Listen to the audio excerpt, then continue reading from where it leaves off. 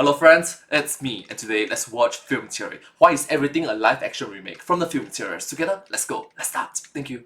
Why are there so many live action remakes? Lilo and Stitch, How to Train Your Dragon, Snow White, Mufasa, The Little Mermaid. Why are the studios making these when it seems like no one even wants them? Well, the truth is, they've kind of been making them all along, and we just didn't realize it. Hello Internet! Welcome to Film Theory, the show that's going to be remaking all of our popular old theories starring The Rock, Jack Black, and Tom Holland. Hello Internet, welcome to Film Theory. Hello. Hi.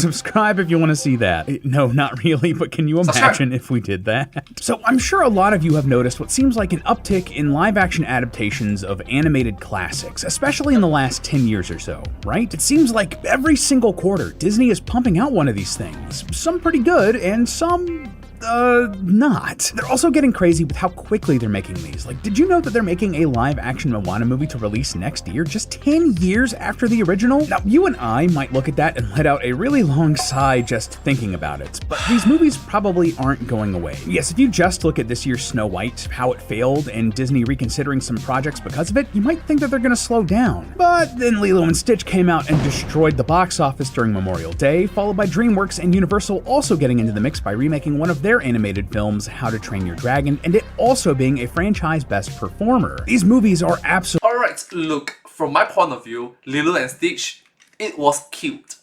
Look, live action was cute, so yay, I guess. Absolutely gonna keep coming, and I want to figure out why. Why are there so many gosh darn live action remakes? Now, there might be a lot of reasons to contribute to that. Like, for example, there's oftentimes a stigma that cartoons are for kids, and more people are willing to watch a live action project than an animated one. That's stupid, but it is true. And the most obvious... And do you know what? The phrase, cartoons are for kids, are being taught to us when we were the kids, and now we are the adults. Answer here is that these studios keep making these movies because, well, people will go see them. They make money, and in a lot of ways, these live-action remakes are taking on the same role that direct-to-DVD sequels or cartoon spin-offs did in the past. Think stuff like Aladdin 2 or Hercules the Animated Series, ways to eke out just a bit more money from an IP. Yeah, corporate greed is yet again a driving force behind a lot of these decisions, but I want to take it a step further. Why do these make money?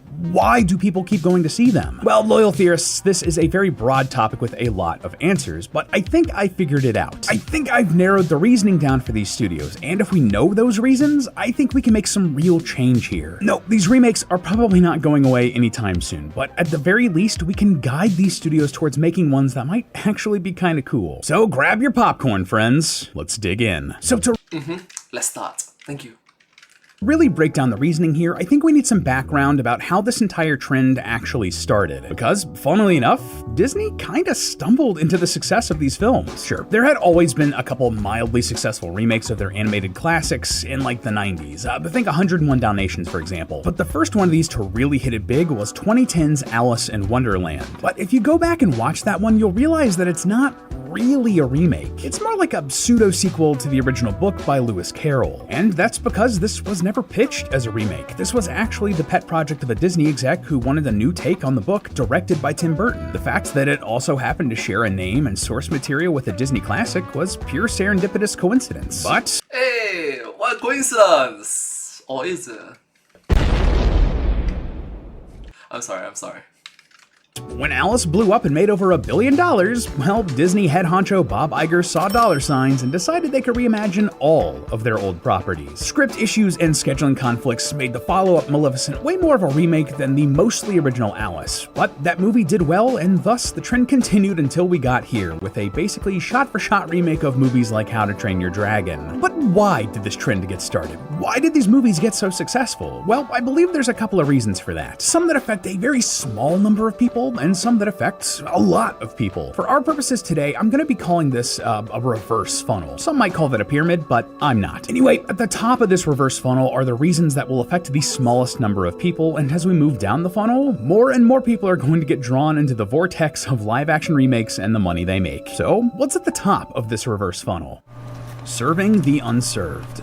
So I want to start this off with a little story. I remember in like 2018 or whatever, when I was in my mid-20s, a group of my friends and I were going to go watch Captain Marvel, and in front of us, there was like an entire row of girls that must have been teenagers, maybe like freshmen in high school. Anyway, in the previews, a trailer for Frozen 2 started playing, and that entire row of girls suddenly sat bolt upright in their chairs, excited for this trailer. I even heard a couple of them whispering like, "Oh my god," and "Oh, that looks super cool." That was a really eye-opening experience for me as an appreciator of film, and I loved that these girls were getting excited for cinema, but that's also a big part of what's at play here. Tell me, how many really big budget films, think like Marvel or Star Wars level movies, can you name that are aimed specifically at women? They exist, don't get me wrong, but how many exist? You have stuff like Barbie, sure, but what else? And how many of them are actually these live-action remakes? See, that is part of the strategy here, and the narrowest part of this reverse funnel. A lot of these live-action remakes are female-focused, both in terms of their characters, but also the audience that the filmmakers want to attract. And that isn't just me saying that. While explaining their reasoning for the Beauty and the Beast adaptation, a Disney executive said that while there are a lot of big live-action films aimed generally at a male audience, there aren't as many aimed at a female audience. Quote, "Marvel has Iron Man, Captain America, and Thor. We have Cinderella, Snow White, and Belle. Pairing those characters with great live-action talent and technology just seemed a smart way to go." Basically, but having said that, I'm going to say this with hindsight is 2020, okay? Good intentions, bad execution. Bad execution. Just downright bad execution. Good intention, don't get me wrong, it's bad execution. there was a gap in the market. There were plenty of live-action blockbusters made with men in mind, but very few with women. And if they actually served that audience, Disney could find success. And you know what? They were right. Beauty and the Beast's opening weekend ended at $170 million in the North American box office and $350 million worldwide. 60% of that massive audience was female, while that jumps to 72% when you just account for opening day. And Beauty and the Beast isn't alone here. Going backwards to that very first of these remakes, 55% of ticket buyers for Alice in Wonderland opening weekend were women. 53% and 54% respectively of people who watched the female-focused Hunger Games films Mockingjay Part 1 and Ballad of Songbirds and Snakes were women, while a massive 80% of the audience for the Twilight sequel New Moon were also women. And just looking at these last couple of months at the live-action movies that launched recently, 56% of the opening weekend tickets for How to Train Your Dragon were bought by women, and that number jumps to 63% for Lilo and Stitch. I could go on and on, but you get the idea. With all of this in mind, all of a sudden, a lot of the choices Disney made with their live-action remakes make a lot more sense, don't they? This is why there was such a big focus early on with the princess movies like Cinderella and Beauty and the Beast, or with female leads like Alice and Maleficent. They are specifically serving an underserved audience and, a lot of the time, reaping the rewards because of it. But that being said, that can't account for all of the success that these movies have, leading us to the next tier of our reverse funnel: nostalgia cycles. So years before the plague, I was talking with a friend about YouTube analytics. Yes, we are very cool. And he and I noticed that the popularity of certain games or movies or whatever kind of followed a cycle. We noticed that a lot of what was popular on YouTube in like 2012, 2013 were games popular in the mid to late 90s. Super Mario 64 and Pokemon and Ocarina of Time and Banjo-Kazooie, you know, that sort of stuff. But as time went on, so did what was popular, more into games from the early to mid 2000s. It was really rough, kind of back in the napkin math back then, but basically it seemed like things that were released 17 years ago found popularity again in online spaces. We dubbed this the nostalgia cycle, and it's held pretty true ever since. Looking back, I think 17 years was a little bit too limiting. It's probably a little closer to like a 7-year span from around that long ago, and that was also very YouTube specific based on what was working on the platform, which in and of itself is completely unrecognizable to what it was back then. But regardless, the thought of that nostalgia cycle is definitely also at play here. The long and short of it is that people like what's familiar. Yes, sometimes they want something new and exciting, but there's also a craving to see your favorite characters go on an adventure, or to return to a comfort world and explore it again. That doesn't necessarily mean it. Yep, the feeling of one more time, or one last journey. Has to be with a new piece of media. I mean, how many people rewatch The Office or Lord of the Rings every year? But it can be with a new piece of media. I think back to those girls getting excited about Frozen 2 in the movie theater. Around that time, they would have been children when that first Frozen movie came out and were absolutely the target demographic for that movie's sequel. So, okay, let's then fast forward, say, 10 years. Those same girls are now adult women, and if Disney did a live-action remake of Frozen, well, they might be first in line, right? Those very same girls who grew up with Frozen have a chance to relive that nostalgia with a new coat of paint. And again, this isn't just me saying that, the numbers also bear this out. 65% of the people who saw How to Train Your Dragon opening weekend were 35 years old or younger, people who would have been 20 at the oldest when that first movie came out. So a lot of kids who grew up with that animated film came out to see the new one. Same with Lilo and Stitch, which had an insane 79% under 35 audience, people who would have been 12 at the oldest when that original came out. If I had to hazard a guess, this is also probably why some remakes do better than others. It's not a clean one-to-one comparison, obviously, but there is a slight trend of the live-action remakes based on films made during or after the Disney Renaissance doing better at the box office than those that weren't. I'm thinking of Aladdin, Beauty and the Beast, The Lion King, and Lilo and Stitch, all as standouts. That's not to say that remakes of older films can't do well, like think Alice in Wonderland or Maleficent, or that it's a guaranteed success to adapt a Renaissance film. I mean, just look at Mulan, though that also had COVID to deal with, but anyway. Regardless, there is definitely a nostalgic contributing factor going on here, and probably a big reason why movies based on ancient titles like Snow White didn't land with audiences. But while nostalgia is a powerful marketing tool, it's not the only reason these remakes can be successful. After all, eventually, all of the people who have that nostalgia aren't going to be around anymore, and you need new fans to bring in new audiences. And, well, something else that these nostalgia cycles create, and the final tier of our reverse funnel, the next generation. By bringing these IP back and remaking them at strategic points in time, there's a lot of potential for these movie studios to create cross-generational fans here. Here, let me explain. The best example of this I can think of is actually Star Wars. That's not a live-action remake, I realize, but I think it's just to give you an example of what I mean. The very first Star Wars released in 1977, and if you were like... So case in point, those teenagers that watch it back in 1977, they are most likely...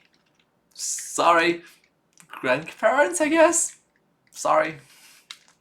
Like 8 when it released, and you fell in love with it? Well, then you would have been around 30 when the prequel started up in 1999. Just old enough to have maybe started your own family and take your kids to see Star Wars. And if that kid was 8 when the prequel started in 1999, they would have been around 24 when the sequel started in 2015. A little bit younger, but that's still in the sweet spot to potentially have started a family of their own and start this generational cycle all over again. The same thing applies here with these live-action remakes. Maybe even more so because the Disney and DreamWorks animated movies appeal to a way wider audience than Star Wars does. I'm 31, turning 32 next month, basically on the younger end of millennial, and pretty much everyone I knew in my generation growing up had seen and loved Aladdin, The Little Mermaid, Mulan, Beauty and the Beast, all that jazz. Well, us millennials are now at the age where we've started to have those families, some with children old enough to go and check out these live-action remakes. All of a sudden, that's a great night out for a family, and an opportunity for parents to bond with their kids. Oh, you liked the new Aladdin movie, son? Well, here are 3 more on Disney Plus that I grew up watching. To Disney, this is creating an entirely new generation of fans that will keep watching these sequels, extending the life of their IP and their versions of these fairy tales again and again and again. And at least anecdotally, I can confirm that this is happening. Every time I've gone to a theater over the past few weeks, I've seen parents around my age with small kids dressed up to see Lilo and Stitch, or with toothless plushies and an absolutely packed showtime. Parents loved it, the kids loved it, and you're sure as hell Disney and Universal loved it. But do you know what these new cross-generational families of fans will do that's maybe even more important to these corporate execs than watching old movies or going to see new ones? They buy toys, they wear merch, they go to theme parks, and they spend a lot of money doing so. Do you think it's a happy coincidence that Universal Studios opened up a new park and attractions based on How to Train Your Dragon at Universal Orlando just in time for the new movie to come out? Or that Stitch seems to be all over the Disney parks again? These remakes start cycles. Just like the original animated films caused kids to go crazy for all of the Disney Renaissance merch and parks and whatever, these remakes are doing the same for their kids. And in another 20, 30 years, we'll probably see this cycle start anew with another wave of these. But even then, here's the twist of it all.